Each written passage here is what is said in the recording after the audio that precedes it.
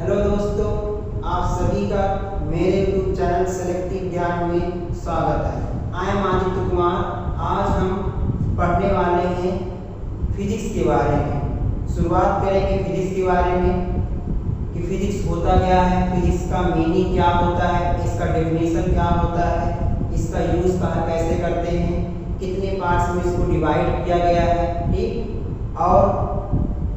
और कुछ हमारे नेचर में फंडामेंटल लॉज होते हैं, मतलब कुछ मूल नियम होते हैं, कुछ मूल बल होते हैं। उन सब के बारे में हम लोग आज इस वीडियो के माध्यम से पढ़ने वाले हैं। तो चलिए शुरू करते हैं। जैसा कि बोर्ड पे लिखा हुआ है फिजिकल वर्ल्ड, भौतिक जगत। ये वीडियो सभी स्टूडेंट के लिए होगा जो साइंस स्ट्रीम में रुचि रखते हैं, जो विज्ञान के बारे में जानना चाहते हैं। उन सभी के लिए ये वीडियो बहुत ही लाभदायक होगा। लेकिन स्पेशली फॉर क्लास 11 का जो फर्स्ट चैप्टर है भौतिक जगत तथा मापन, ठीक, फिजिकल वर्ल्ड एंड मेजरमेंट, तो हम उसी तो स्पेशली फॉर क्लास 11 रहेगा। लेकिन ये जो चैप्टर है भौतिक जगत, ये सभी साइंस स्ट्रीम स्टूडेंट को एक बार जरूर पढ़ना चाहिए। उनको फिजिक्स का मतलब, उनका एक फाउंडेशन फिजिक्स के बारे में कैसे पढ़ना है, कैसे क्या क्या फिजिक्स के बारे में होता है, उन सब के बारे में वो जान सकते हैं। चलिए शुरू करते हैं भौतिक जगत के बारे में। तो समझते हैं फिजिक्स होता क्या है। What is physics? भौतिकी क्या है? भौतिकी क्या है? भौतिकी क्या है? What is physics? What is physics? भौतिकी क्या है? What is physics?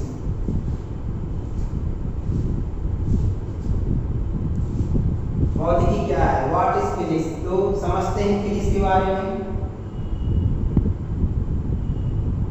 तो फिजिक्स की ये जो वर्ड है, फिजिक्स, ये जो फिजिक्स वर्ड है, फिजिक्स वर्ड, फिजिक्स जो शब्द है, ये फिजिक्स शब्द किससे लिया गया है? एक ग्रीक वर्ड होता है। फिजिक्स शब्द जो ग्रीक वर्ड है, ग्रीक वर्ड जिसका ग्रीक वर्ड जिसे कहते हैं क्या? फ्यूसिस। ग्रीक वर्ड फ्यूसिस, फ्यूसिस, फ्यूसिस से लिया गया है, जिसका मीनिंग होता है, फ्यूसिस का मीनिंग होता है, फ्यूसिस का मतलब, फ्यूसिस का मतलब क्या होता है? फ्यूसिस का मतलब होता है प्रकृति। क्या होता है? प्रकृति से कहते हैं नेचर। फ्यूसिस का मतलब क्या होता है? प्रकृति, नेचर। इस तरीके से बोल सकते हैं फिजिक्स क्या है? प्रकृति का अध्ययन ही, प्रकृति का अध्ययन, प्रकृति का अध्ययन ही, प्रकृति का अध्ययन ही क्या कहलाता है? प्रकृति का अध्ययन ही भौतिकी कहलाता है। प्रकृति का अध्ययन ही भौतिकी कहलाता है। एक बार फिर से, तो व्हाट इज फिजिक्स? तो फिजिक्स जो वर्ड है, फिजिक्स का जो शब्द लिया गया है ग्रीक वर्ड फ्यूसिस से। फ्यूसिस का जो मतलब होता है प्रकृति। इस तरह के बोल सकते हैं प्रकृति का अध्ययन ही भौतिकी कहलाता है। तो हमारे प्रकृति में निर्जीव वस्तुएं भी आती हैं, सजीव वस्तुएं भी आती हैं। पूरा ब्रह्मांड है, चांद है, तारे हैं, सूरज है, ह्यूमन बॉडीज है, बहुत सारे प्लैनेट्स हैं, कुछ ग्रह हैं, उपग्रह हैं। तो उन समग्र इन सभी चीज़ों के बारे में हम लोग जो अध्ययन करते हैं, जो नॉलेज गेन करते हैं, जो प्रैक्टिकल करते हैं, ऑब्जर्वेशन करते हैं, एनालिसिस करते हैं, उन सब को इकट्ठा हम लोग क्या कर सकते हैं? क्या है सब? फिजिक्स है। इसीलिए फिजिक्स को इस प्रकृति का अध्ययन के आधार पर पहले कहा जाता था फिजिक्स को प्राकृतिक विज्ञान। पहले फिजिक्स को क्या कहते थे? पहले फिजिक्स को कहते थे प्राकृतिक विज्ञान, नेचुरल साइंस कहा जाता था। पहले फिजिक्स को नेचुरल साइंस कहा जाता था।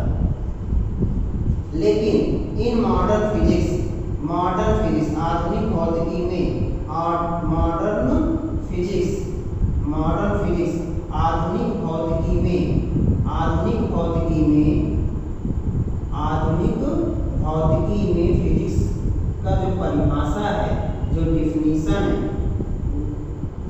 जो डेफिनेशन है वो क्या है? तो मॉडर्न फिजिक्स में कहा जाता है, तो एक साइंटिस्ट थे आइंस्टीन, जिन्होंने फोटो इलेक्ट्रिक इफेक्ट, प्रकाश विद्युत प्रभाव की खोज की। बहुत ही उम्दा, बहुत ही अच्छा खोज उन्होंने किया प्रकाश विद्युत प्रभाव का, जिससे कि पूरा फिजिक्स का कॉन्सेप्ट ही चेंज हो गया। पूरा बहुत सारे उसके बाद बहुत सारे एक्सपेंशन हो गए फिजिक्स के बारे में। तो यहाँ पर वही के आधार पे डेफिनेशन में क्या बनाया गया है आधुनिक भौतिकी का, तो कहा जाता है जो पूरा यूनिवर्स है, जैसे हमारा पूरा यूनिवर्स है, जो पूरा ब्रह्मांड है, तो ब्रह्मांड दो चीजों से मिलकर बना है। एक तो द्रव्य हो गया, सभी वस्तुओं में द्रव्य पाया ही जाता है, और कुछ जो सजीव वस्तुएं हैं द्रव्य के साथ साथ उनमें ऊर्जा भी पाई जाती है। तो कहा जाता है कि जो ब्रह्मांड है वह द्रव्य और ऊर्जा से मिलकर बना है। इस तरीके से कह सकते हैं द्रव्य ऊर्जा तथा इनका रूपांतरण, द्रव्य ऊर्जा तथा रूपांतरण, इनका द्रव्य ऊर्जा तथा इनका रूपांतरण का अध्ययन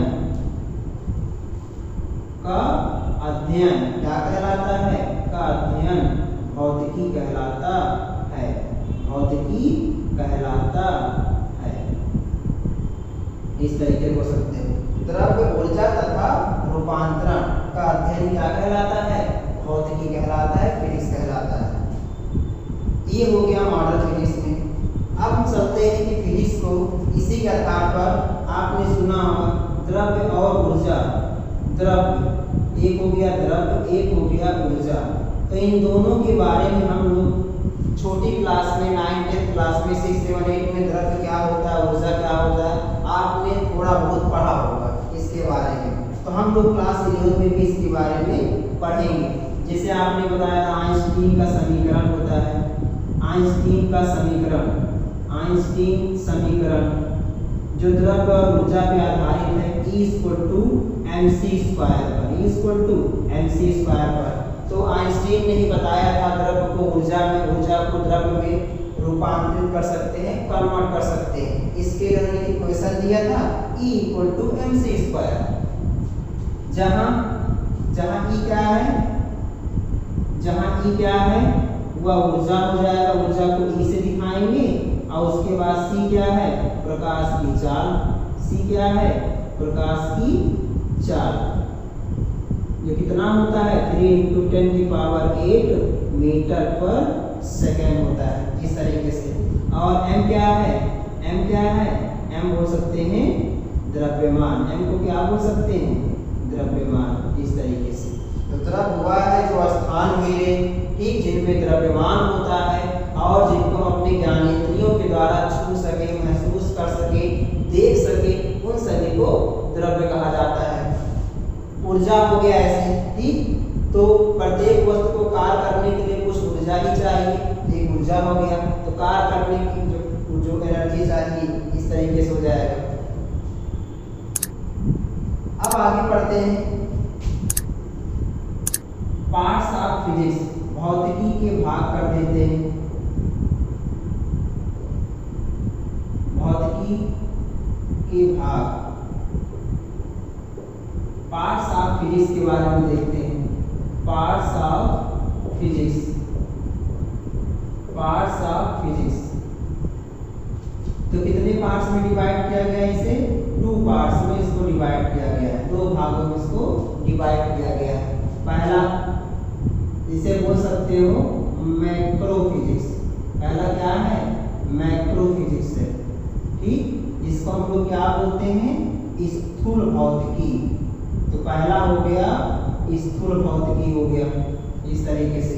और उसके बाद फिर दूसरा क्या आएगा? दूसरा आएगा आपका माइक्रो फिजिक्स। दूसरा क्या बोलेंगे? माइक्रो फिजिक्स, जिसे क्या बोलते हैं हिंदी में? सूक्ष्म भौतिकी, जिसको बोल देंगे सूक्ष्म भौतिकी, इस तरीके से सूक्ष्म भौतिकी। तो फिजिक्स को 2 भागों में डिवाइड किया गया है, माइक्रो फिजिक्स एंड माइक्रो, स्थूल भौतिकी एंड सूक्ष्म भौतिकी। तो समझते हैं स्थूल भौतिकी क्या होता है, सूक्ष्म भौतिकी क्या होता है। तो अगर माइक्रो फिजिक्स की बात करें, ठीक, तो जितने भी खगोलीय पिंड होते हैं, चांद, तारे, सूरज, ग्रह, उपग्रह, उन सब के मतलब बड़े बड़े पिंडों के बारे में। तो बड़े पिंडों के बारे में अध्ययन, बड़े पिंडों बड़े पिंडों का अध्ययन। स्थूल का मतलब क्या होता है? बड़े बड़े ऑब्जेक्ट। ठीक, तो जो बड़े बड़े ऑब्जेक्ट होते हैं उसके बारे में जब स्टडी करते हैं तब उसे क्या बोलते हैं? स्थूल भौतिकी। इसमें आते हैं आपके ग्रह आ गए, उपग्रह आ गए, सूरज आ गए, चांद आ गए, तारे आ गए, इन सबको बड़े पिंड के बारे में आप रख सकते हैं। ऐसे माइक्रोफिजिक्स में बोल सकते हैं। मैक्रो में क्या बोलेंगे?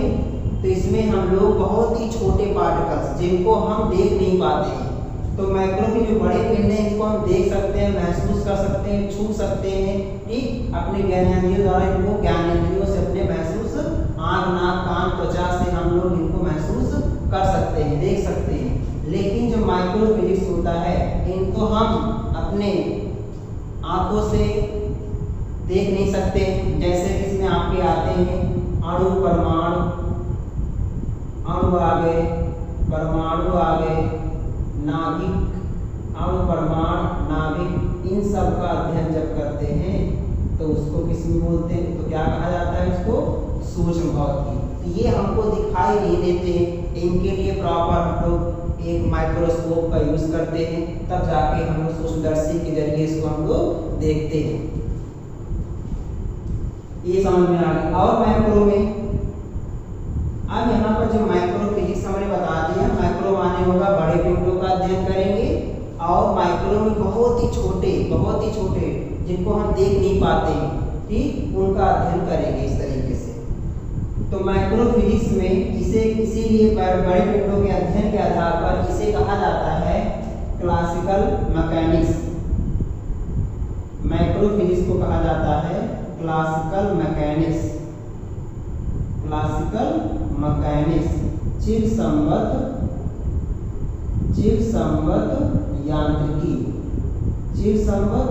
यांत्रिकी कहा जाता है। ठीक, तो माइक्रो फिजिक्स इसको क्या बोलते हैं? इसे कहा जाता है क्वांटम फिजिक्स। माइक्रो फिजिक्स क्या बोलेंगे? Quantum physics. इसको बोलेंगे क्वांटम मैकेनिक्स। फिजिक्स ना बोलकर इसको हम लोग बोल देंगे क्वांटम मैकेनिक्स। इसे बोल देंगे हम लोग क्वांटम मैकेनिक्स, क्वांटम यांत्रिकी बोल सकते हैं इस तरीके से। ठीक, तो आई होप समझ में आया आपको, सब बातें समझ में आ रही होगी। तो फिजिक्स को दो पार्ट में बांटा गया, माइक्रो फिजिक्स। माइक्रो में बड़े पिंडों का अध्ययन करेंगे, इसमें सूरज, चांद, तारे, ग्रह, उपग्रह आएंगे।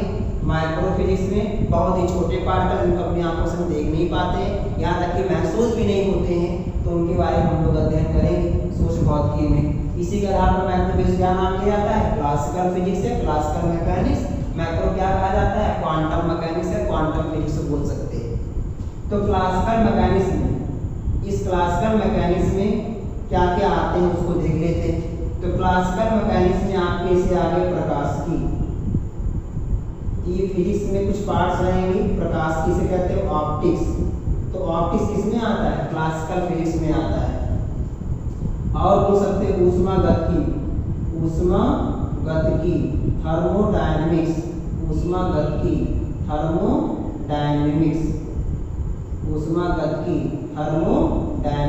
इस तरीके से। तो प्रकाश के बारे में पढ़ना, ऊष्मा के बारे में पढ़ना, ये सब क्लासिकल फिजिक्स में आते हैं। उसके बाद फिर आ जाता है इलेक्ट्रोडायनेमिक्स की विद्युत गतिकी, इलेक्ट्रोडायनेमिक्स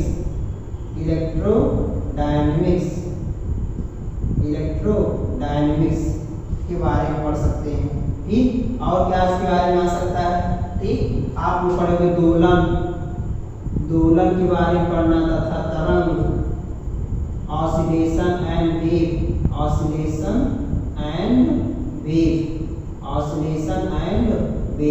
इस तरीके से ऐसे बहुत सारे और ऐसे आ सकते हैं। ठीक, तो मोस्टली हम लोग इसी का अध्ययन करते हैं क्लासिकल फिजिक्स में। तो ये प्रकाशिकी हो गया एंड विद्युत गतिकी हो गया। ठीक, इसके बारे में हम लोग क्लास 12th में इसको पढ़ेंगे। ऑप्टिक्स क्या होता है, इलेक्ट्रोडायनेमिक्स क्या होता है, बहुत ही विस्तार से क्लास 12th की फिजिक्स में हम लोग इसको पढ़ेंगे। बाकी ऊष्मागतिकी हो गया, दोलन हो गया, तरंग हो गया, इन सब के बारे में क्लास 11th में ही हम लोग पढ़ेंगे। माइक्रो फिजिक्स में आता कहलाते हैं। तो माइक्रोफिजिक्स टोटल क्लास 12th का है, इसको हम लोग 12th में पढ़ेंगे। 11th में 12th में जाएंगे तब वो माइक्रोफिजिक्स के बारे में अच्छे से इसके बारे में अणु परमाणु, रेडियो एक्टिव पार्टिकल्स, प्रकाश विद्युत प्रभाव, इन द्रव्य तरंगें सब के बारे में हम लोग माइक्रोफिजिक्स क्लास 12th में पढ़ने वाले हैं। इस तरीके से तो इस तरीके का रिपीट कर लेते हैं, बच्चे फिर से रिपीट करते हैं। हमने बताया व्हाट इज फिजिक्स, फिजिक्स क्या होता है। फिजिक्स का जो वर्ड है वह ग्रीक शब्द से लिया गया है, जिसका ग्रीक वर्ड किससे लिया गया है, फ्यूसिस, जिसका मीनिंग क्या होता है, मतलब क्या होता है, नेचर। इस तरीके हो सकते हैं, प्रकृति का अध्ययन ही भौतिकी कहलाता है। इसीलिए इसी प्रकृति का अध्ययन के आधार पर फिजिक्स कहा जाता, पहले कहा जाता था प्राकृतिक विज्ञान, नेचुरल साइंस कहा जाता था। लेकिन इन मॉडर्न फिजिक्स आधुनिक भौतिकी में डेफिनेशन जो बनाया गया है, कहा जाता है जो पूरा यूनिवर्स है, पूरा ब्रह्मांड है, द्रव्य और ऊर्जा से मिलकर बना है। इसी तरह का द्रव्य, ऊर्जा और इन दोनों का रूपांतरण, ट्रांसफॉर्मेशन करके जो आप स्टडी करेंगे उसे क्या बोलेंगे, फिजिक्स कहा जाएगा। तो द्रव्य और ऊर्जा को रूपांतरित करने के लिए आइंस्टीन ने एक समीकरण दिया, जिसे कहा जाता है आइंस्टीन इक्वेशन E = mc², जहाँ E = ऊर्जा, C क्या है, प्रकाश की चाल, जिसके प्रकाशक कितना होता है, 3 × 10⁸ मीटर पर सेकेंड। m क्या है, द्रव्यमान हो गया। तो इसी के आधार पर कोई पूछे क्या होता है द्रव्य, बता दो। कोई भी पदार्थ जो स्थान घेरता हो जिसमें द्रव्यमान होता है, जिनको हम अपने ज्ञानेंद्रियों द्वारा छू सके, महसूस कर सके, उसे हम द्रव्य कहते हैं। ऊर्जा इस तरीके से हो गया, कार्य करने के लिए हमें ऊर्जा की आवश्यकता होती है। ऊर्जा बाकी और अच्छे से हम लोग क्लास 11 में फिजिक्स में ऊर्जा के बारे में काफ़ी अच्छा पढ़ेंगे। यांत्रिक ऊर्जा क्या होता है, मतलब कि काइनेटिक एनर्जी। उसके बाद में पढ़ेंगे हम लोग पोटेंशियल एनर्जी, बहुत विस्तार से पढ़ने वाले हैं। अभी एक मोटे मोटा आपको आइडिया लीजिए बस से। उसके बाद पार्ट्स ऑफ फिजिक्स में 2 पार्ट्स होते हैं, जिसे पहला कहा जाता है स्थूल भौतिकी, दूसरा कहा जाता है सूक्ष्म भौतिकी। स्थूल भौतिकी में हम लोग बड़े पिंडों का अध्ययन करते हैं और सूक्ष्म भौतिकी में हम लोग बहुत ही स्मॉल पार्टिकल्स, अणु परमाणु नाभिक के बारे में अध्ययन करते हैं। और इसीलिए माइक्रोफिजिक्स को एक नाम और दिया जाता है क्लासिकल मैकेनिक्स, जिसे कहा जाता है चिरसम्मत यांत्रिकी, और माइक्रोफिजिक्स कहा जाता है क्या, क्वांटम मैकेनिक्स कहा जाता है। चिरसम्मत यांत्रिकी में क्या कौन कौन से पार्ट्स आते हैं, प्रकाश के बारे में स्टडी करो, ऊष्मा के बारे में, विद्युत के बारे में, दोलन, तरंग, इन सब के बारे में जब आप अध्ययन करते हो तो क्लासिकल फिजिक्स कहा जाता है। बाकी माइक्रोफिजिक्स हो गया। तो माइक्रोफिजिक्स में जो क्वांटम मैकेनिक्स है, इसको भी आप बोल सकते हो मॉडर्न फिजिक्स। ये मॉडर्न फिजिक्स में ही ले जाता है। अणु परमाणु नाभिक का अध्ययन, इसको आप मॉडर्न फिजिक्स बोल सकते हो। अब आगे चलते हैं।